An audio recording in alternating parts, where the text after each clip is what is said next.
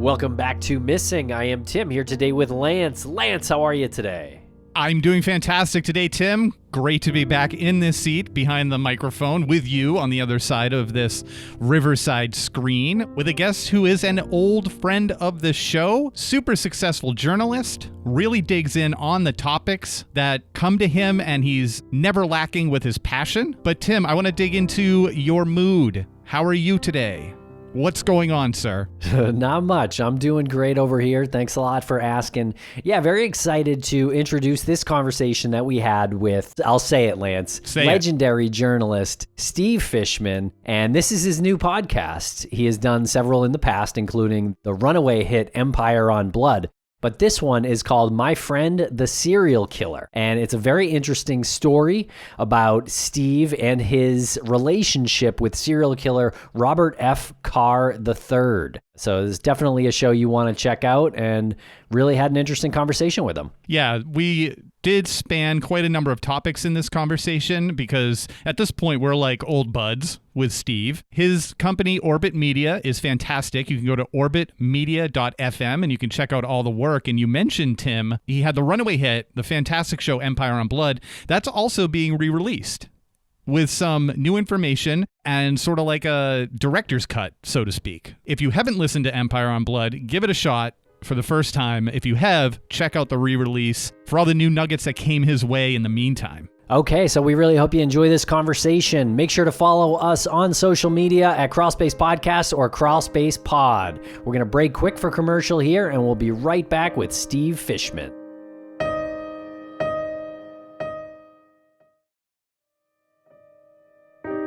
And a thank you to our sponsors. Back to the program. Welcome back to the podcast. Steve Fishman, how are you today? Oh, I am not terrible. That's my new optimism shining through, huh?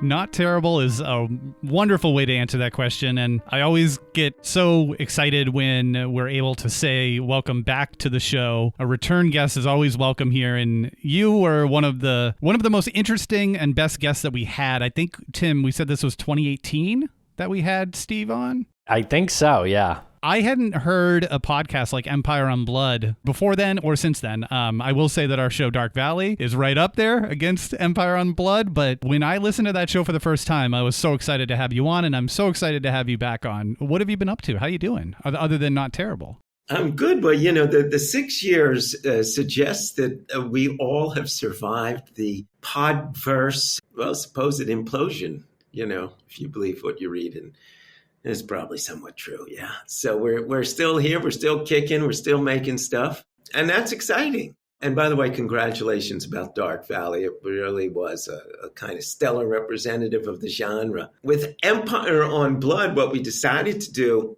it was 7 episodes back then. I spent kind of 7 years in and out of that story, following one murder case, following one guy as he fought for his freedom. And, there were times when I didn't know if he was innocent. I kind of teamed up with his private investigator, this fantastic character who was born again, had a church in his house and carried a gun and a Bible and, of course, didn't drive. I don't know quite how that fits in, but it always struck me as well is that the tough private investigator had to be driven around by whoever he could find. But he and I actually took a train and found these 2 women, sisters, who turned out to be eyewitnesses to the crime and who in the end really helped determine who did the murders. And I'm not going to give it away even now. It is a podcast with a payoff, and those are very, very hard to find. And then what happened is, listen, it's 6 years later. That podcast did well. It was really well received. It was #1. And I've been in touch with the characters who are in it. I've become friends with the main subject, Cal, and friends with Emel, who was the jailhouse lawyer. Their lives have gone on for 6 years. And there's real substantive changes, which I am sure listeners will be fascinated by. What happens? Emel, as we know in the podcast, gets out on parole. Well, he's not a guy who gives up. He gets involved with the district attorney, and his life takes a turn for the better. And I will say the same about Calvin Buari, who's the star. And then there's the detective in the case, a guy who goes by Father Frank because people like to confess with him. Well, I will give away that his confessions have come under scrutiny again, and some have compared him, used in the same breath as his name, the name of Detective Louis Scarcella, who is a then famous, now infamous detective in Brooklyn. 20 of the people he helped put away have had their convictions overturned. And he's actually the subject of what I think of sometimes as a companion podcast to Empire on Blood, which is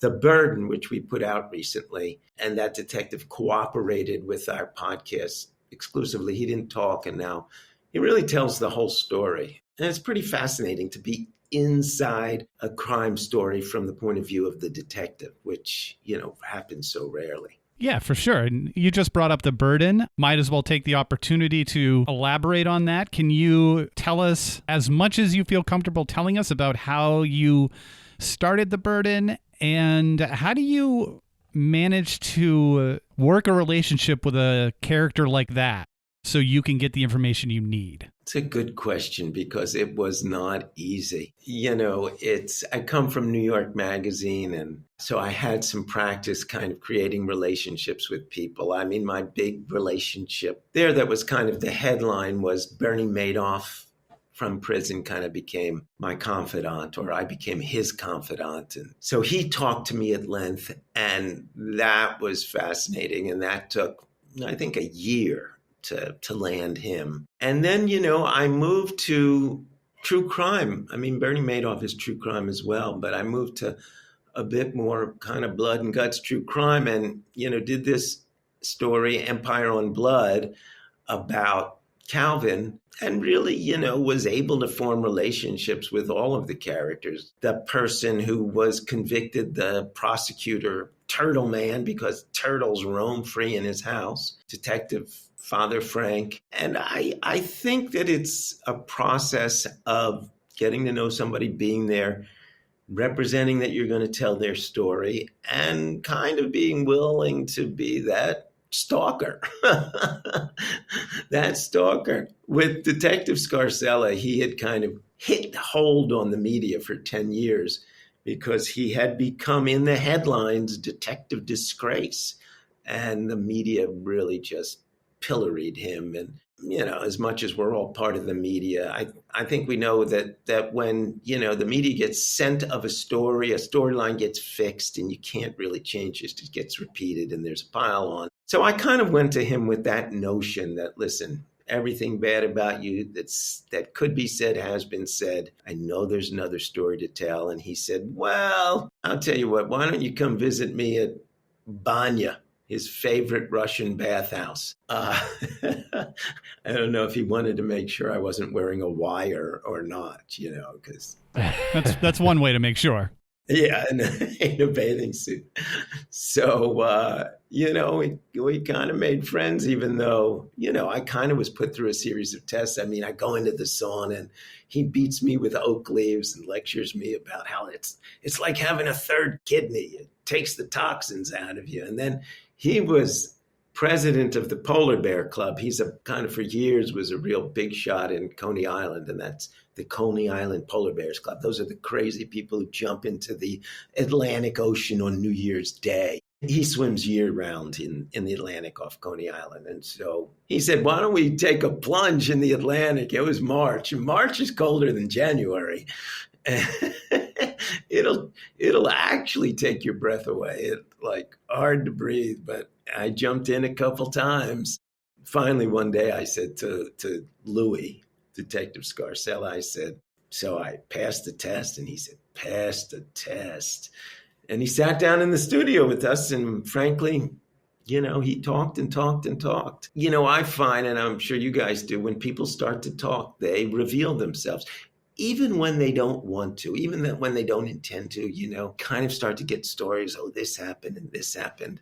And I'll give you an example from The Burden. Detective Scarcella is from a mob family. he had a beloved uncle who was a captain in the Colombo crime family. I mean, beloved and close, and Louis adored him and, tells stories about being in the car with his uncle when he's 12 years old and shots come through the windshield. Louis just falls in love with his uncle at that point. And Louis had never told this story, but he told it to me at length. His uncle is a suspect in murder, and Louis is assigned to investigate the case. So Detective Scarcella is investigating his uncle for murder. And it's kind of an amazing story. It's an amazing story that he tells, and an amazing thing that happened inside the NYPD. There's lots of stuff like that. And I will say one more thing about kind of getting people to talk is that I do really try to see the world through the eyes of the people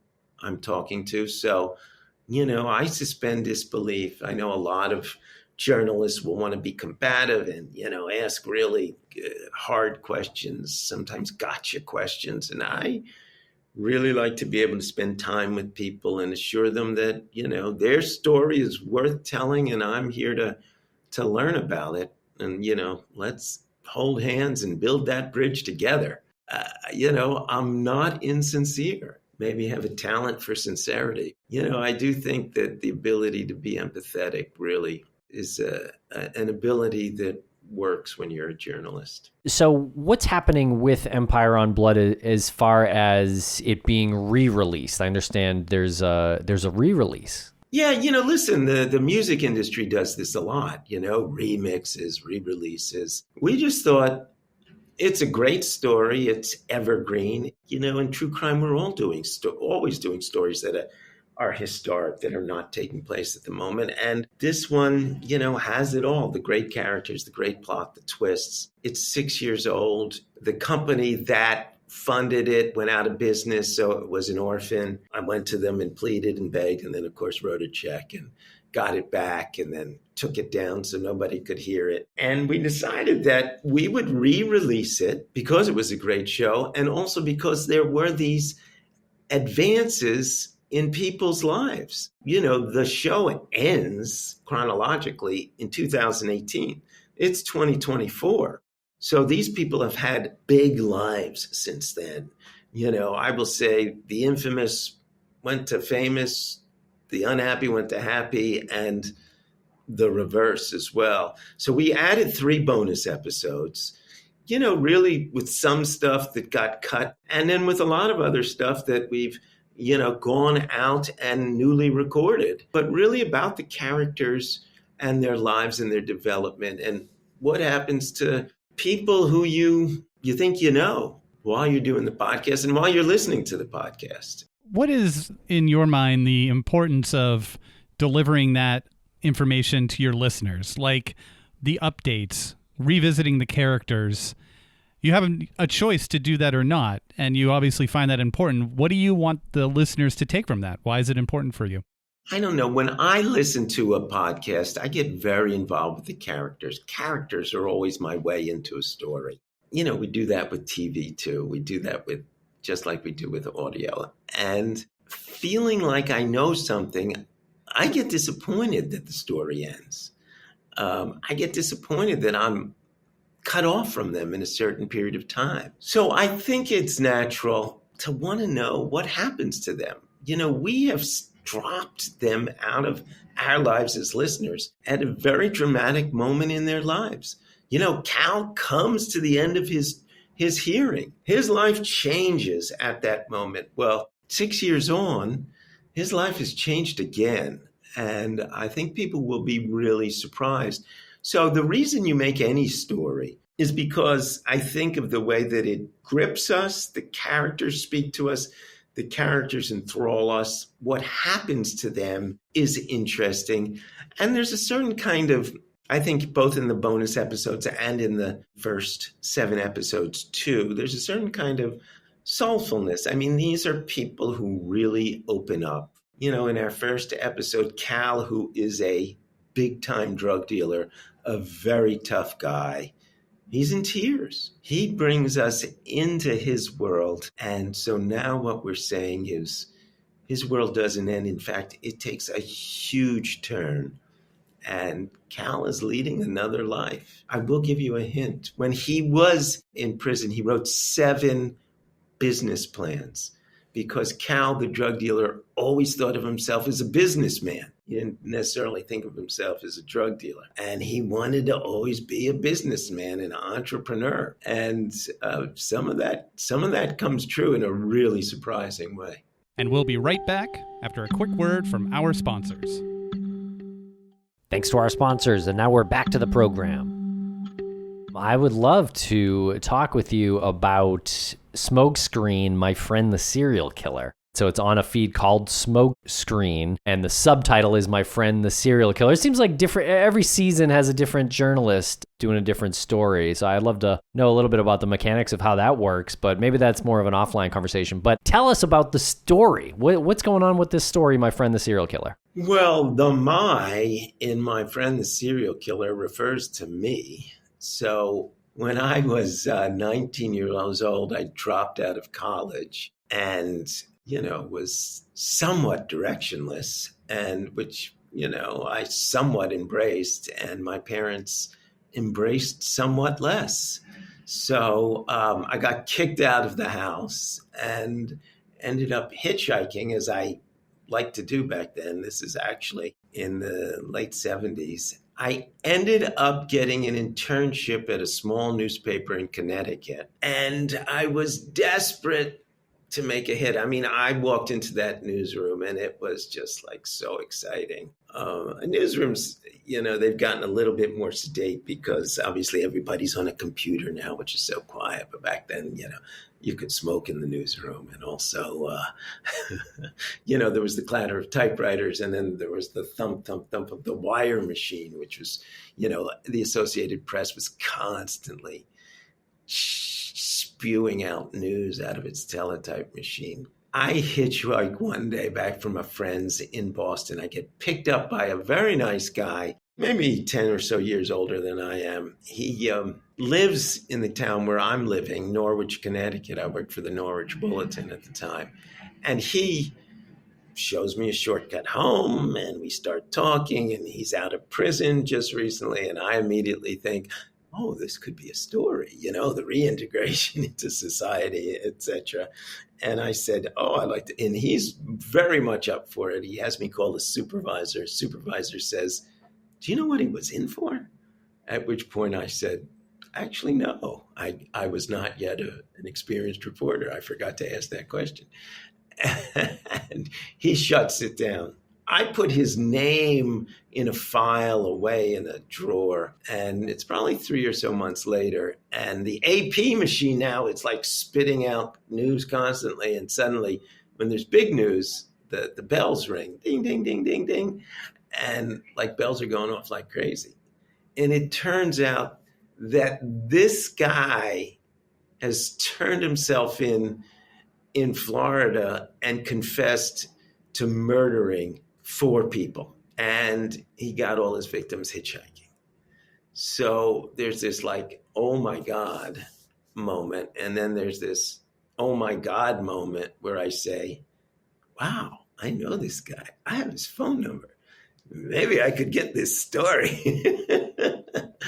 which would be exciting for an ambitious 19-year-old who's now wants to be a real part of that newsroom. And I do. And that's where My Friend the Serial Killer takes off. I actually end up visiting him in prison in Florida, and he talks to us. In fact, he confesses a murder to us. We ended up talking to cops and prosecutors. I mean, I'll tell you, a lot of these stories, you start out and you don't really know where they're going to go, and some are duller than they should be, and then some give you gifts of excitement. And in this one, it was the latter.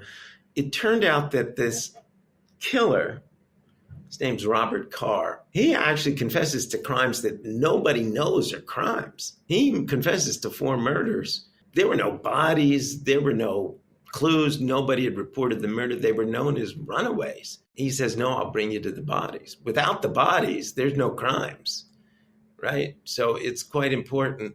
And Dade County, Miami, Florida, sends a homicide prosecutor, 2 homicide detectives, and a medical examiner on a road trip with the serial killer to find the bodies.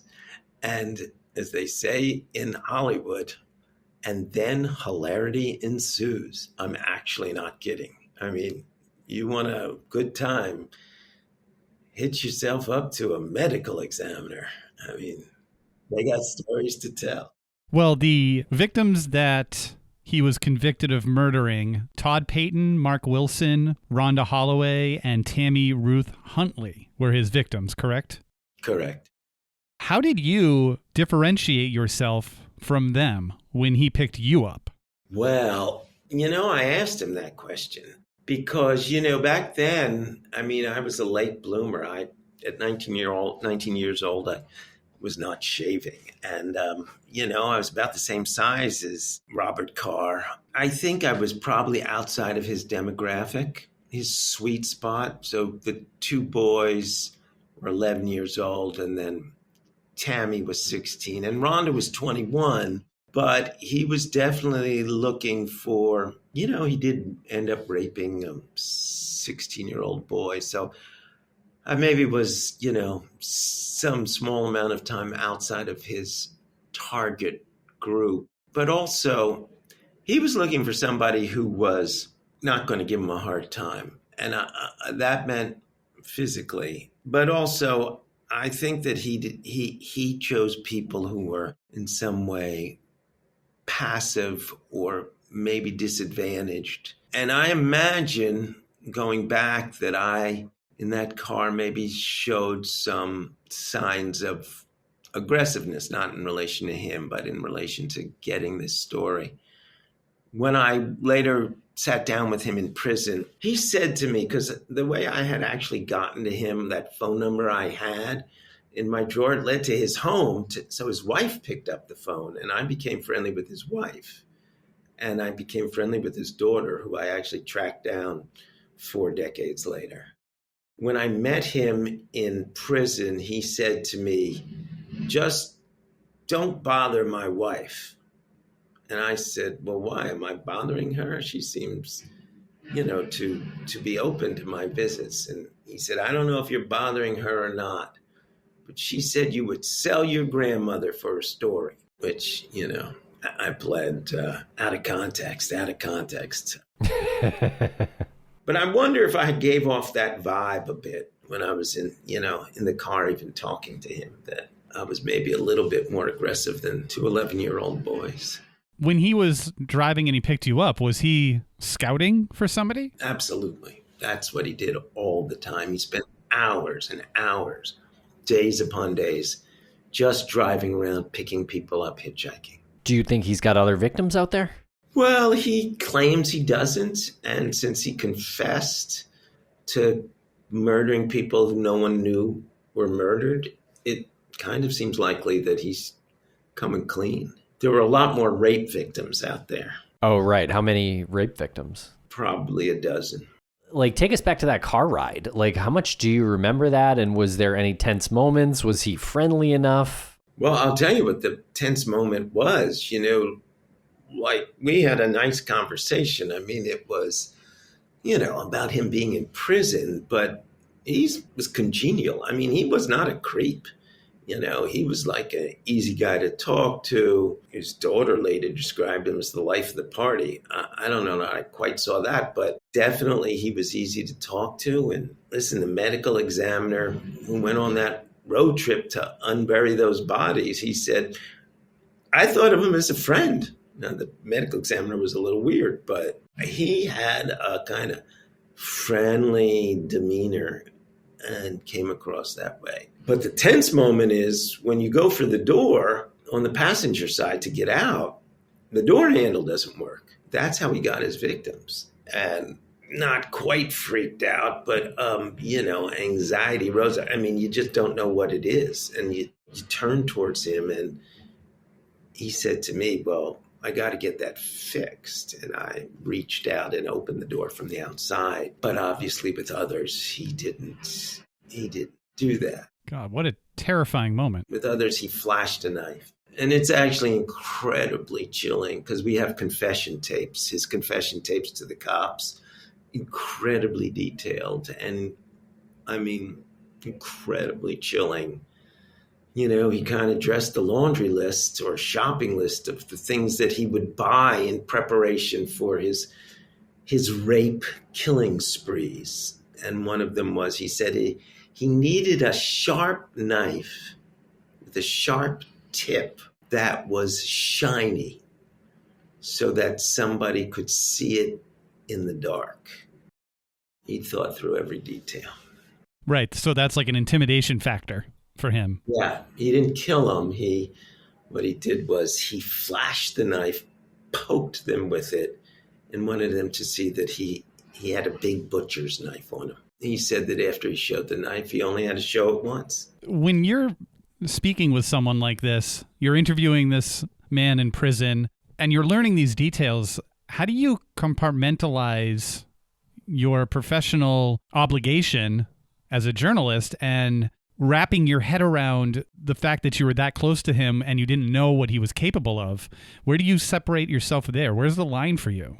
No, that's a really good question. And I would even say there's a third category, which is, you know, like as a journalist, yeah, I'm looking for the story and the grisly details are impressive and you know that they're going to make readers read on. And then you think, wow, that could have been me. And then you think, well, what is the story to tell here journalistically? Because the story he wants me to tell is that he tried to get help for his problem, quote unquote problem, which back in the 70s, all that was known was that he was a rapist, or this is in the 80s.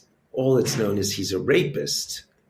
And so he says he tried to get help for being a sex offender while he was in Connecticut prison, and no one would help him. And so he blamed the state of Connecticut for the murders that he did, which is in some ways just disgusting. But when I was a 19 or 20-year-old reporter sitting there across from him, you know, I remember being impressed with that. And I remember then taking that back to the people who ran the therapeutic system inside the prison and the commissioner of corrections in Connecticut and saying, well, what help do you have for people? How do you rehabilitate people? And so I kind of swallowed his story. And, you know, it's a good enough story to kind of look at the system that lets people escape. But somehow the compartmentalization that I did allowed me to not treat him as a monster, but to kind of consider him as a victim in part, and also elevate him to the perch of expert. You know, here's an expert in what treatment is given in prison. And I think I wrote a series of stories, 5 parts, that really talks about that, it as an issue. And then when I revisited it 4 decades later, you know, now as a father of 3, I just felt, oh my God, I really just felt, kill this guy. You know, like, why does society need this guy? You know, I mean, really, do we care that he can take courses and expensive therapy and be rehabilitated? I mean, the details he told about killing the 11-year-olds and the details he told about killing the 16-year-old. I mean, it's like, I don't know, you know, it's like Jeffrey Dahmer with severed heads in his refrigerator, you know. It's not quite that graphic, but kind of horror he inflicted. Is there anything to learn, that, you know, anything further to be learned by him? Or, you know, is he on death row? Is that where he is right now? No, he had a hearing. So Florida at that point had the death penalty, and you go to a hearing and a judge decides whether you get basically life in prison or the death penalty. And he made these same arguments in court, and the judge said, I'm not condemning you to death. I'm going to give you life in prison. I mean, she also gave him like 6 centuries of life in prison, even though he became eligible for parole after 25 years. And she also recommended that he be sent to a treatment center. And he was sent to a treatment center, and he got kicked out of it, in part because he was too busy, said the hospital administrators, too busy writing his autobiography, which was co-written by a Miami Herald journalist and poetically titled Robert Carr, 5 years of rape and murder. There's some poetry, huh? But what do you learn from a guy like that? What do you do with a guy like that? I guess I think now, I just think there's not that much to learn from a guy like that. I mean, you got to learn that you got to catch him earlier. There is some literature that says that you can rehabilitate a sex offender, a rapist. There's not much that says you can rehabilitate a serial killer. I was going to ask this question because I remember reading, I can't remember the book. It might have been The Killer Across the Table by John Douglas. But John Douglas has this great line where he says, some people just can't be rehabilitated because they were never in the spot before that to go back to. How to describe this. Like, if you have the inclination to kill in such a violent, gruesome way for the sheer malice of it, that's just been in you. Like, there's no going back to a spot that you previously had where you didn't have those feelings. And that's what he was getting at. Is that something that you believe? Because we brought up rehabilitation a lot, and you're even at a point, you said, where you're like, why does society even need this guy? I mean, I don't know. I'm liberal enough that I feel a little guilty about feeling that way, but I just do feel like maybe having kids makes you a little bit more conservative, but I do manage to put myself in the position of the family of somebody who's been murdered. And I just think all bets are off. I don't know, between the New Testament and the Old Testament, I'm an Old Testament guy. And eye for an eye, I'm not a turn the other cheek guy. So whether it's right or wrong, whether he could be rehabilitated or not, I don't know. Once you start killing kids, close the book on that guy. I thought he was your friend, Steve. That's what the medical examiner said. He said, well, he was my friend. I still wanted them to kill him. I mean, my friend, the serial killer, is a much better than a title than I got a ride from a serial killer. I signed off on that, but it was not my first choice. But, we did. And this is what happens when you do a lot of work with somebody as a journalist writing a story. There were months and months when I talked to him every day. He called me, collect from Florida and into the newsroom. And I don't know that I became friends with him, but I certainly became friendly. And we behaved as you would expect pals to behave. The managing editor, my boss, would talk to him, and then he'd tell him embarrassing information about my social life. And then he'd tell me what he'd learned. And it was like, I don't know, it was a little crazy. And we'll be right back after a quick word from our sponsors. Thanks to our sponsors. And now we're back to the program. Well, what do you think? What would you guys do with a serial killer? Would you, vote for rehabilitation or efforts in rehabilitation or... I'm with you on the Old Testament when it comes to children. There's definitely a line. With children, multiple times in a gruesome fashion, there's something that just isn't connecting.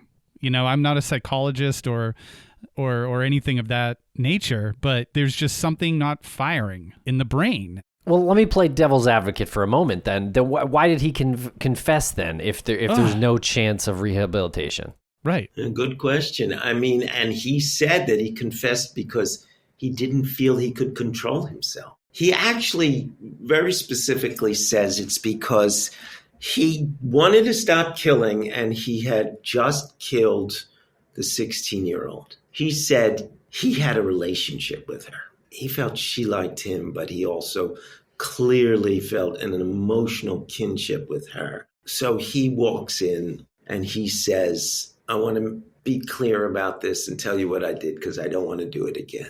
Maybe a guy like that, maybe there is some traction. He gets this shot at treatment and the judge recommends that he go to a hospital, and he goes to this hospital and he has trouble there. And I mean, I will say that one of the things that I discovered going back at the story all this time later is that there was something that I'd missed in his personality, a kind of switch that flips. And especially talking to his daughter. I first met her when she was 12 and really only knew her for those handful of months when she was 12. So I then found her in her 50s. She had all these box of documents because he died in prison of cancer. So she ended up with what was in his cell, and she got this box of documents, which included letters she'd sent him. Dear Daddy letters. I miss you. I love you. You're the best daddy in the world. Sending these, from a teenager to a serial killer. Right there, that's wild, but your dad's your dad. He then writes her back, and 13 and 14, she gets one kind of letter. And then at 17, her brother sends a photo of her. And now she's a young woman with blonde hair to her waist, who's apparently very attractive at 17. And her father, the serial killer and rapist, starts sending her a different kind of letter, a letter that's just so aggressive and sexual. I mean, I said to her, so what do you think should have happened to your father? And she said, oh, he was born bad. He should have gotten the death penalty. Isn't that crazy? Like, who gets the death penalty and who doesn't? Yeah. That's bonkers to me. Yeah. And now you see these guys on death row who have been freed from death row because they're innocent. I mean, if you discuss it as an issue, that's the terrible thing. It's that executing somebody who's innocent just feels about like the worst crime you could commit.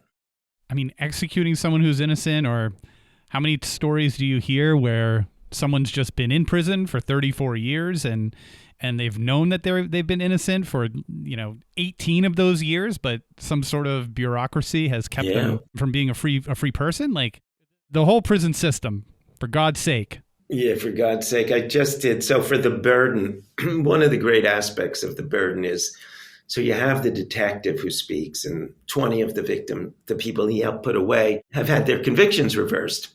And one of them is a guy who became a jailhouse lawyer, a really good jailhouse lawyer. And in fact, he founds a law firm in prison of other jailhouse lawyers, 3 of whom discover they have this same detective in their case. So they band together, and really, they're the impetus behind reversing his reputation, behind, in a sense, taking him down. But this guy in particular I'm talking about, his name's Derek. He was a bad dude growing up. I mean, what you find with a lot of the people who have had their convictions reversed is that, they were criminals. They were violent. And this guy, Derek, was violent, and he was a thug. And, he told me I shot people. There was a time when his father was murdered, and the hit was apparently called down by a guy who went by, at that point, by Baby Sam.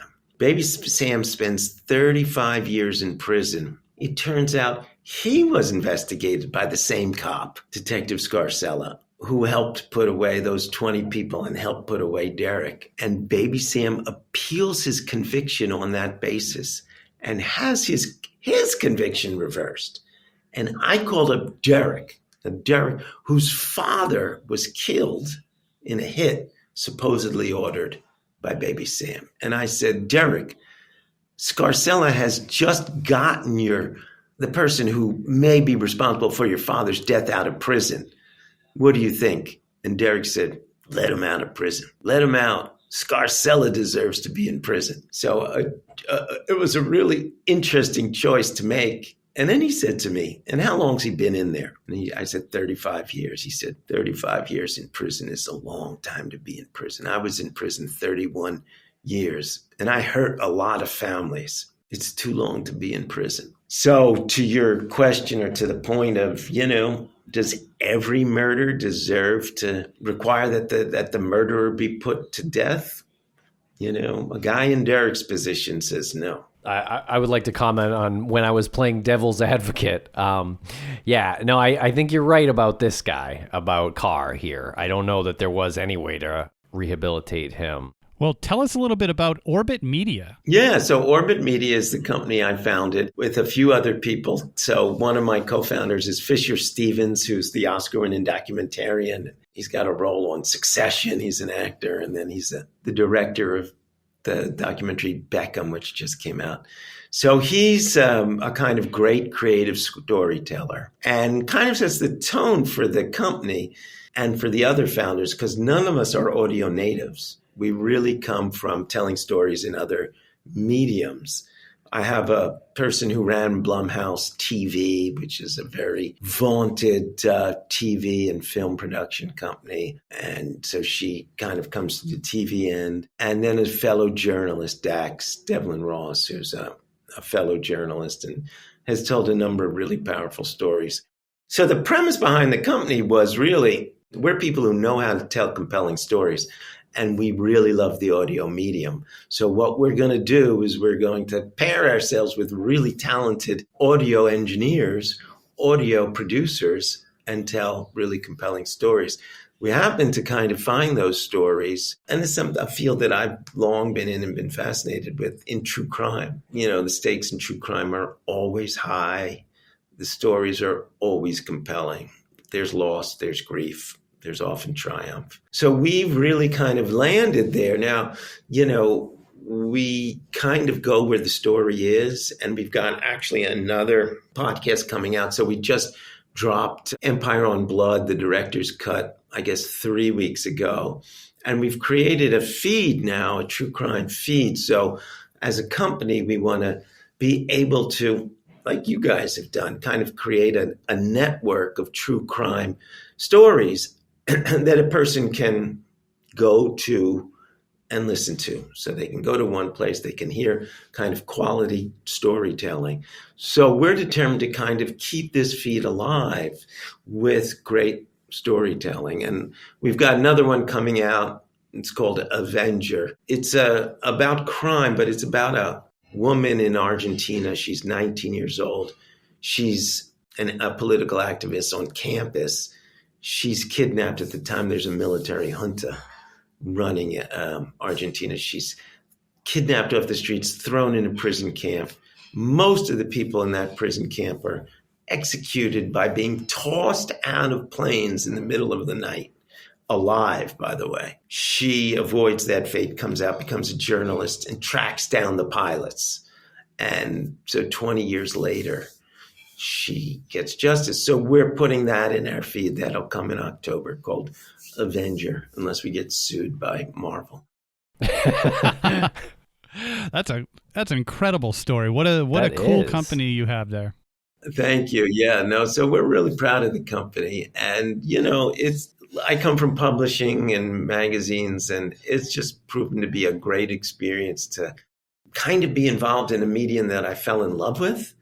You know how intimate it is and how kind of powerful the storytelling can be when you can really hear people talking, all those casual conversations that you can't really hear or feel or read on the page becomes such an important part of this.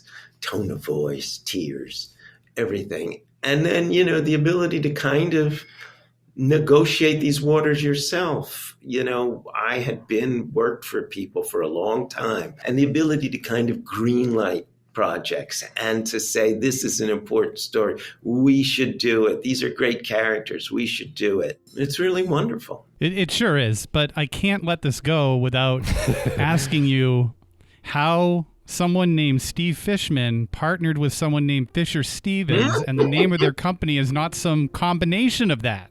It's absolutely incredible.